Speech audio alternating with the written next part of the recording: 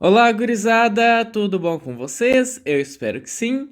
Eu sou o Caleb do Pet Me Ajuda e hoje, dando continuidade aos nossos vídeos de reações de haloalcanos, nós vamos falar um pouquinho sobre a reação de eliminação E1. Até agora nós vimos reações de substituição nucleofílica em haloalcanos e hoje nós vamos ver o que é uma reação de eliminação. Se vocês lembram lá da reação de substituição nucleofílica, o que aconteceria? Aqui onde eu tenho esse grupo substituinte X indicado aqui, que é referente ao meu halogênio, ele seria removido e no seu lugar entraria aí um outro nucleófilo via SN1 ou via SN2. Na reação de eliminação, nós vamos exatamente eliminar esse substituinte X aqui e observar a formação de uma dupla. Como é que isso vai acontecer? Isso vai acontecer exatamente na presença de uma base. O meu aleto de alquilo está aqui na presença de uma base, tá? E nós vamos ver que tem algumas etapas nesta reação, mas quando esta base remover este hidrogênio aqui, o que eu vou observar é a formação de uma dupla e não a substituição deste grupamento substituinte aqui por outro grupamento aí referente ao nucleófilo que eu estou utilizando, tá certo? Aqui eu estou mostrando para vocês a competição entre o ataque nucleofílico e o ataque básico aí. O ataque nucleofílico vai me levar à reação de substituição nucleofílica e o ataque básico vai me levar à reação de eliminação. Então, qual é a diferença aqui? Primeira coisa que a gente tem que prestar atenção, ó. Quando eu estou falando de reação de eliminação, especificamente a E1, que é eliminação de primeira ordem, eu estou dizendo que antes que o ataque básico ocorra, ou antes que o ataque nucleofílico ocorra, para eu ter ou substituição nucleofílica ou eliminação, eu obrigatoriamente tenho que formar o carbocátion. Tá legal? Primeira coisa que tem que acontecer. Então, da mesma maneira lá que na SN1 eu tinha a etapa lenta, que era a etapa determinante da reação, que era exatamente a formação do carbocátion, aqui na E1 vai ser a mesma coisa. Tá legal, gente? Então, eu tenho a formação do meu carbocátion. E vocês observam aqui que eu tenho o carbocátion formado, o C+, e eu tenho duas possibilidades. Ele é um bom centro eletrofílico, está suscetível ao ataque do nucleófilo para formar o produto de substituição nucleofílica, como nós já conhecemos, ou outra coisa que pode acontecer, ele faz com que os hidrogênios dos carbonos vizinhos sejam hidrogênios ácidos. Por quê? Porque ele vai ter uma tendência a liberar esse hidrogênio. Como é que isso acontece? Vocês lembram lá de outra espécie que poderia formar aqui esses hidrogênios ácidos, de outro grupo funcional, melhor dizendo?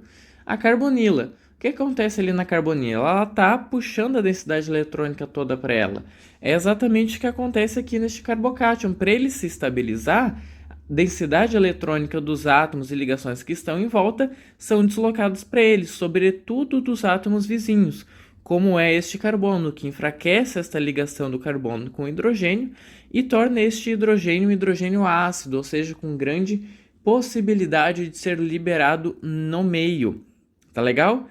E é exatamente o que ocorre aí para a reação de eliminação, porque a base presente no meio vai atacar este próton, na verdade vai atacar o hidrogênio e vai remover o próton, porque o par de elétrons da ligação vem para cá, para a ligação carbono e carbono, para formar uma dupla, formar aí um alceno, como vocês podem observar, tá legal? Então é basicamente essa a diferença entre uma e outra. Aqui eu trouxe um exemplo de reação para vocês, para mostrar a competição entre os mecanismos de uma eliminação de primeira ordem e de uma SN1. Então aqui, como nós podemos observar, eu tenho o 2-bromo-2-metilpropano. Após a formação do carbocátion, eu tenho aqui este carbocátion terciário. Como vocês podem observar, a liberação de Br- no meio. E se ele reagir aqui com metanol via SN1, o que eu vou observar é substituição aqui no carbocátion pelo íon metóxido aqui, né, o alcóxido referente a esse álcool vai ser o metóxido, tá? Para formar o 2-metóxido-2-metilpropano, essa espécie aqui, mais H+, mais Br-. Entretanto, se ele reagir via E1, que ele também pode reagir via E1, porque o metanol aqui pode sim atuar como base e abstrair qualquer um desses prótons aqui, desses carbonos vizinhos, o que eu vou observar é a formação de dupla, exatamente aqui como vocês podem observar, a formação então do 2-metilpropeno, a liberação de H+, e Br- no meio, tá? Aqui para demonstrar que sempre vai haver competição entre SN1 e E1, tá legal? E normalmente a E1 vai ser uma reação aí colateral da SN1. Seria um probleminha, digamos assim, quando eu estiver fazendo a minha SN1. Aqui nós temos o mecanismo de reação um pouco mais detalhado, mas é aquilo que eu já expliquei para vocês. Como vocês podem observar, em primeiro lugar eu tenho o rompimento aqui da ligação com o bromo. Observem que eu ainda estou tratando deste exemplo anterior. Então tem o rompimento dessa ligação com o bromo, a formação do carbocátion, liberação de Br- no meio. E aqui para E1 eu tenho este metanol aqui atuando como base, removendo este próton, e o par de elétrons dessa ligação vem para cá para fazer uma ligação dupla entre o carbono que está deficiente aqui de elétrons e o carbono ao qual ele já está ligado com o hidrogênio. Aí ele forma o nosso alceno, tá legal? E vai liberar um álcool protonado no meio ou o íon H+.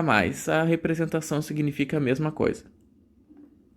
Aqui eu apresento para vocês a explicação, na verdade, um esquema em termos de orbital molecular, mostrando como é que isso aqui ocorre. Na verdade, orbital molecular não, eu não vejo claramente os orbitais moleculares formados aqui, tá? São orbitais atômicos. Em termos de orbitais atômicos, o que ocorre aqui? Se vocês observarem, eu tenho metanol aqui atuando como base, tá? Então eu tenho aqueles dois pares de elétrons livres ali sobre o oxigênio, dois pares de elétrons não ligantes.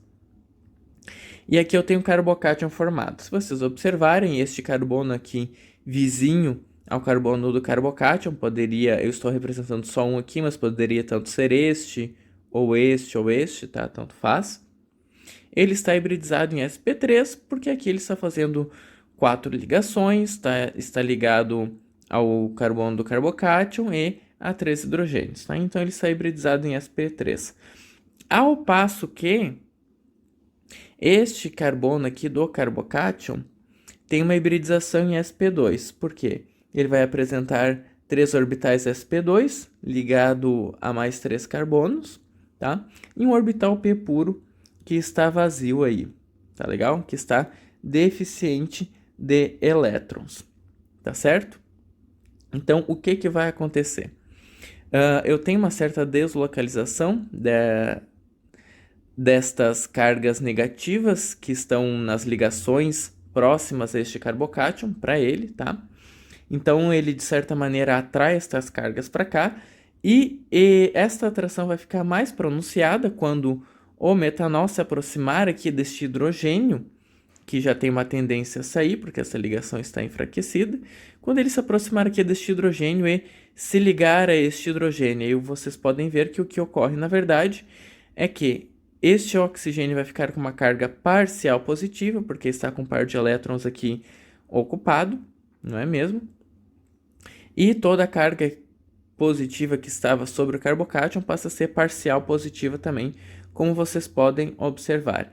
E, ao mesmo tempo, este par de elétrons que estava aqui fica mais livre, digamos assim, para ser deslocado para cá, em direção ao orbital P aqui desse carbocátion, Tá legal? Até em função um pouquinho, talvez, da repulsão aqui do par de elétrons que já vem próprio do metanol do oxigênio aqui.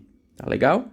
E o que a gente observa é que, na verdade, quando o metanol sair aqui e sair na forma de metanol protonado para cá, este par de elétrons que estava nesse orbital sp3 vai passar a ficar num orbital p. Olha só que interessante. Por quê? Porque ele não está ligado mais ao hidrogênio, não tem por que ele ficar nessa forma hibridizada, não é mesmo? E desta vez a densidade eletrônica dele se deslocou para o orbital p que já existia aqui do carbocátion, tá? Então ele forma uma ligação lateral aqui com o orbital p daquele outro carbono, tá certo? Em termos de orbitais atômicos, é isto aqui que ocorre. Agora, falando um pouquinho aqui, que, como eu falei para vocês, se vocês observarem, eu disse que isso poderia ocorrer com qualquer carbono vizinho ao carbono do carbocátion. E é exatamente isso que a gente vai observar se a gente for fazer esta reação. Por quê? Eu vou ter o produto da substituição nucleofílica, ótimo, o íon metóxido entrou aqui no lugar do carbono onde se formou o carbocátion. Aqui eu estou considerando uma molécula um pouco maior, para eu ter uma cadeia carbônica maior e poder fazer a contagem, na verdade, desses carbonos para fazer diferença na posição, tá? Diferente do exemplo anterior, onde eu não tinha isso, era uma molécula menor. Mas aqui, tendo uma molécula maior, fica mais claro. Por quê? É neste carbono aqui, em preto, que se forma o carbocátion, porque este cloro sai na forma de cloreto no meio, tá? E a partir desse momento, qualquer um desses hidrogênios aqui, ou verde, ou rosa, ou azul, vai ser um hidrogênio ácido. Logo, eu posso ter a eliminação de qualquer um deles aqui e a formação de dupla. Se sair um desses cor-de-rosa, aqui, essa dupla que vocês estão vendo. Se ele perder esse hidrogênio que está em azul, a formação desta dupla aqui que vocês estão vendo. E se ele perder o hidrogênio que está em verde, a formação desta dupla aqui que vocês estão vendo. Então, eu vou ter um produto de SN1, como vocês podem observar, e 3 produtos possíveis aí de E1, se eu for fazer esta reação. Tá legal? Aí vocês vão dizer, bah, não tem uma maneira de favorecer a E1? Eu quero que aconteça só E1, não quero que aconteça SN1.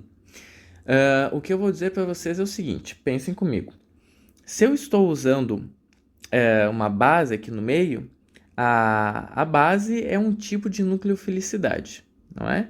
Então, se eu aumento a força básica, eu uso uma base mais forte, eu estou aumentando também o caráter nucleofílico daquela espécie que eu estou utilizando.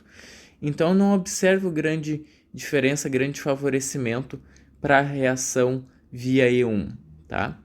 O que eu vou fazer, mas isso é assunto para um próximo vídeo, é se eu aumentar muito a concentração da base e utilizar uma base forte, eu vou ter um outro mecanismo de reação que eu chamo de E2. E daí, por esse mecanismo, a concentração da base vai fazer diferença e vai fazer com que a reação seja favorecida para ocorrer via eliminação. Tá legal?